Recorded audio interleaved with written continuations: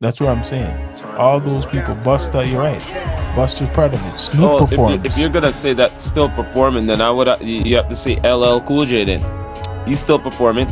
LL, but Yeah, yeah, he's still LL Cool J performing. too. He's one If too. you're gonna be saying Yeah, that, then LL Cool J. LL throw him in there They then, throw him in there too. because LL. he's rocking the So that's bells. six. That's six. So Yeah, he's rocking the bell. In fact, he was rocking the bells earlier this year. Every city he was going to, right? Yeah. He would whoever is big in that city, they would be on. So that's six so far. Yes, LL deserves it. Six. Yeah, LL deserves it. So who From else? the 80s So who else you till gonna say? now, still performing. Yeah, who else would you say? Shit. Because we're not just counting you as just have to be an MC. You know? We're counting you as an active person still and performing. You have no look. LL deserves his flowers, his red carpet, because look, he put in for the culture from the 80s.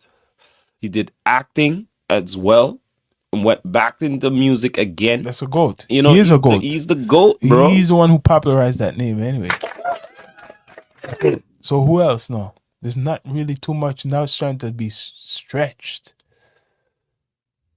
because LL is relevant. No. LL Cool J is Who else? relevant. Who else are gonna tell me relevant now? Besides LL, It's very tough to I say. could say one, but no one's gonna say it. Say it. Ja Rule. Okay, yeah, He's still performing. Well, if you're you see him in the meet. yeah, you see him out there. yeah. He's doing shows up here. He came up to Canada, guy. That's true. As long as you're performing, and does he perform bad? That's the No. whole key. Okay. I will agree upon that. He can perform. People are still. He sounds like the record. People are requesting him. Yes. So hate him or love him, he's still relevant. That's what I mean. As long as you're still performing, you're relevant. True. So true. So yo, I'm gonna go on now to more of the history of hip hop, like the awards now. I heard that this year's the hip hop BET Awards was a disgrace. I didn't get to hear it, but I heard that it wasn't so good. Because they don't have anybody, like they don't really include everybody in it. It's anybody who only could make it to the award show. If you notice. They give the award to most likely the people who are there. Mm-hmm. If you can't make it, you're not gonna win. Now you tell me Drake didn't win any awards at BET? Tell me. Look here, man. Right to know what's going on in hip hop for me. Like you know me. I gone through many. I don't like to talk about my age, but I gone through a couple of decades and seen hip hop evolutionize now, right? So now, like, it's gone from to the pop to the rap to whatever, the trap to whatever, and all of that. Okay, yeah, everyone's doing their thing, but to really stay relevant in the game now, yo, like, don't get me wrong, performing and all of that and doing videos and all of that is fine. That's cool and dandy, but now you have to step it up a little. You know what I mean by that? You got to get your shit on, like, maybe some movies, some series or something like that to get even more longevity. Because as long as the movie or the series is popping and it's hot with your track on it, then, yo, it don't matter what else is going on. As long as your track, or worse yet, your hit track is the theme song, that's even better. So, like, for example, I was gonna bring up Suge Knight, right? Yeah, I saw this post and I reposted it saying that Death Row had like some of the top hip hop artists around. Like Suge Knight managed to put all these people together: Dr. Dre, Snoop Dogg, and Tupac. Think of it: Tupac's big, Dr. Dre, Snoop Dogg, and he had them. So he made you know what a record label, a hip hop or independent label was, because he had more than just those artists. That's what made Death Row big, not just the artists. It's how he organized it. Remember, he gave them all gold chains. Yep. You're Every right. artist, even the ones you didn't really know, had gold chain. Yeah, you're right. Who did that?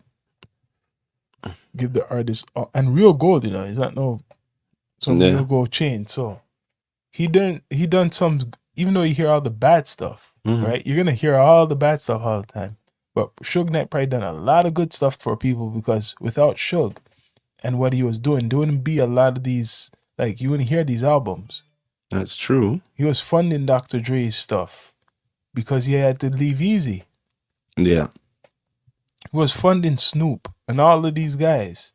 So they know, even though you hear all this shit, they respect Suge Knight still. Yeah.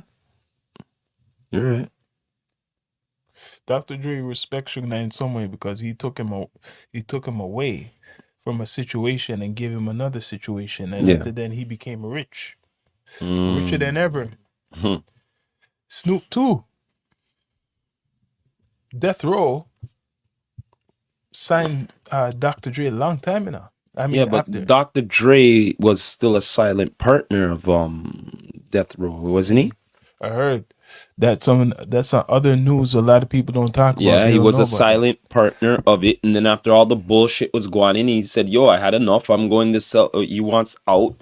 You know what I mean? Mhm. I guess what, sell his assets or whatever with it, and start Aftermath. it. Yeah. And that's what happened afterwards, Yeah, he started the and he hasn't Aftermath. looked back ever since. You remember when he done the album with Nas, AZ, I think Nature, The Firm, and which one was the female? Foxy Brown. Foxy Brown. People don't even talk about that.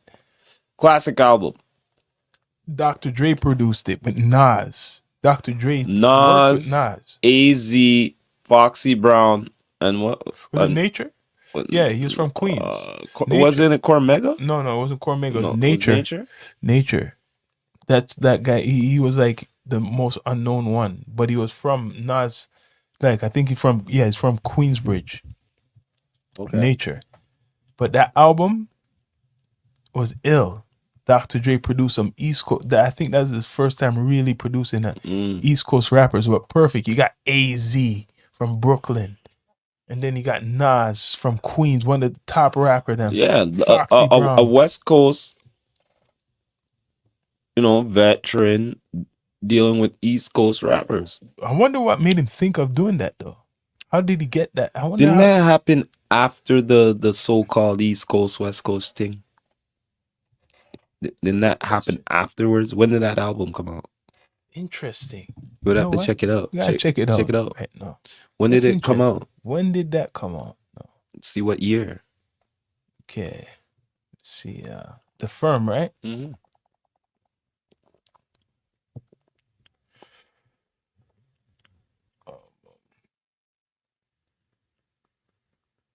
1997. Yeah. Right after Pac died And Biggie. and Biggie. So after that, Or right? this could have came out right before Biggie died. October. Huh? October 21st, 1997. Hmm? October. October 1997. Yeah. So when was that East Coast West Coast bullshit was going in, Before that. right? Yeah. So that was his way saying, "Yo, I'm not really down for that. This is my way And of he's working saying with the that East I'm Coast. showing love to the East. East Coast Yeah. because that was a way to try to repair things.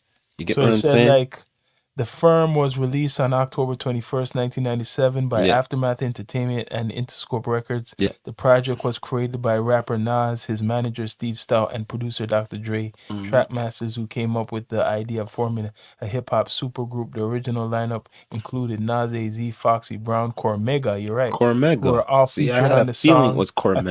thought Nature was on it. Nah, Affirmative Action man. from Nas Nah. album was written I know my in history, man. 1996. However, Cormega later left the group Told due you to I'm a hip artificial hopper, man, for life. artistic differences between him and Nas, as well contracted disagreements with Stout. He was replaced by Nature. Yes, I was right. Oh, he was I replaced. remember, yeah, seeing the Oh, Nature. on okay, it all prior right. to the Then you were recording of right the- as well. Then Yeah, prior to the recording of the album is a concept album that revolves around the theme of mafia and gangster lifestyle. Mhm. The songs on the album were mainly produced by Dr. Dre, Chris Glove, Taylor, and Trap Masters. Mm. Poke and Tone, featuring guest vocals from Pretty Boy Wizard, Cannabis, Don Robinson, Noriega, and Half a Mil.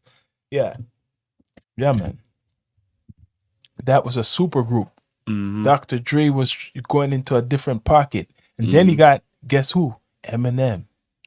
That was like in '98. That's the year around the Afterwards. same time. Then he got another. Afterwards. He was searching for a sound, Yeah, and then he got Eminem. yeah. And you know what happened after that? Oh yeah. And then when did Eminem get 50 cents? 50 Cent came out like 03? 03. So then that was like maybe 5 years after Eminem was in. Yeah, well, he was He developing developed his himself. career and a few albums, and then he after had his own career by then. and then after 50 Cent came into play. Yeah. But 50 was doing his thing, but Yeah. he got his attention Yeah. with Eminem Yeah, afterwards. 2003. Yeah, 03. And then Eminem built up his empire. Yes. So you guys gotta look. I mean, 50 Cent built up his empire. Oh, 50 is a mogul now. So after He's Eminem, a monster don't you see now, how he yeah. changed? Eminem got big off of Dr. Dre. Right? Yeah, and then after then 50 got big off of Eminem, and now 50 is a big time mogul now. Big time TV mogul. The Power Universe has Kanan on it. Power Book 1, 2, 3. You know what I mean? Power Book 3 is Kanan, and Power Book 2 is dealing with Tariq and all of that, and you have the Force, Power Book 4 or something like that. You know what I mean? Also, like you're talking about series, what do you think the influence of hip hop has done to like Hollywood? Because like the Wu-Tang. Oh, Yeah, the Wu Tang example. American Saga series. That was example. dope. It's It like- showed their story. Do you think they're gonna do more like that? Well, you know what? To be honest, you know whose story I would love to hear? The two people's stories. That's Master P of the No Limit Yeah, and Outkast. You know what I mean? Dungeon Family and all of that. there's a couple. You know what I mean? But those two Or Run deserve DMC. well, yeah, them two. But I'm saying those two Yeah. deserve a big time story. You get what I mean? And even like the first groups like Run DMC. And probably Cash Money too, as well. Yeah. Cash Money as well. And even like I would like to see like a movie really like on the Sugar Hill Gang and shit. True. The guys first. So you're pretty much saying like, okay, besides all right, because there's a story. okay, besides the series, them what 50 doing and all of that, that's fine and dandy, BMF and all of that too. But we would like to see more of our hip hop heroes Let's do seeing some their history movies. history, Instead their of slave story, movies. instead of these slave movies and all that, Let's and show, just like- reading up on it and everything. Like if they have like a real hype story, we would love for you guys to produce it and There's stories show like it. that. You know what I mean? Like like their actual story, how did it began? yeah. You know what I mean? Straight up, like Before we they die. need more of that. We need more of that. Before they pass away, the guys who are all still alive. Yeah, like that they Be could doing a- actually be there to like Help directed. not only help direct it and not only help to write it, they're there to like make sure the story goes the way it accordingly should go because they lived it. You get what I'm saying? So now, like, what do you think of like how the hip hop? I'm not talking about. See, people confuse a commercial. There's commercial rap, and then Mhm. there's hip hop. So, what is the hip hop you're listening to right now? What? Man, to be honest with you, like nowadays hip hop is very tough, man. It's very, very, very, very tough for me. Very tough. Like I said it on a pod before. It's just nowadays like for our home, Toronto, hip hop alone. Because we started the podcast, that's why I'm listening and hearing new music like from Toronto alone from home. But now it's mostly the States, you know what I mean? Straight up. But me, I'm mostly a old school cat, you know what I mean? Like straight up. I love the bars, I love the boom bap and all of that, you know what I mean? I'm mostly that. I'm about the real hip hop, the underground. You know what I mean? I'm not about that trap. I'm not about that mumble rap. I'm not about them thing there. You know what I mean? I'm about real hip hop. You get what I mean? That's what I'm about. Real shit. I'm no disrespect to all of that. You know what I mean? It's not my cup of tea. You know what I mean? I'm just saying.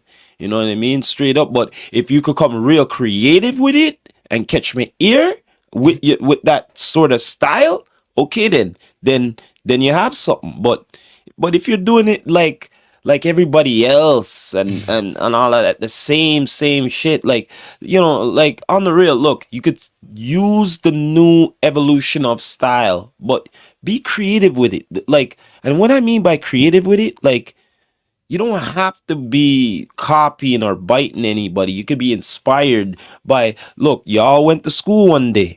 You know what I'm saying? So, and That's right. and you know what I mean? If you love the art, why not look up some of the greats and seeing what's the deal? There's something called the internet, man. So I seen the article with Offset from the Migos saying, you know why hip hop sales are down because everybody Yeah, 40%. sounds the same, right? Yep. And you know what he means? He's saying a lot of people sounding the same. And Hardly any the funny creativity thing, anymore. They used to be slapped with the label because they're so popular that they're the mumble. But You- when you- you listen to Migos, You know, they're not you know, mumbling. you know what it is, Sean. You know what it is. And he's done like the Michael Jackson. I'm gonna tell you. the I'm Michael gonna tell you Jacksons. what it is. You know what it is. You see, back in the day, they had less to work with. That means more creativity. You see, nowadays they're too spoiled. They're too spoiled. They got too much. Way too much. Too much digital. Too much whatever. Too much. So it's easier to copy. You know what I mean? But compared to back in the day, yo, it was hard to copy. It's just people are not correct. They just. Did you hear what I just said? It's easy. It's easier to copy now to get compared success. to back in the day. You have to come up with creativity compared to But being they don't popularity. Care about that anymore. Yeah, they care about popularity Yeah, they don't care about that compared to compared to talent. So it's easy to they use the tool just to mimic so they could get popular.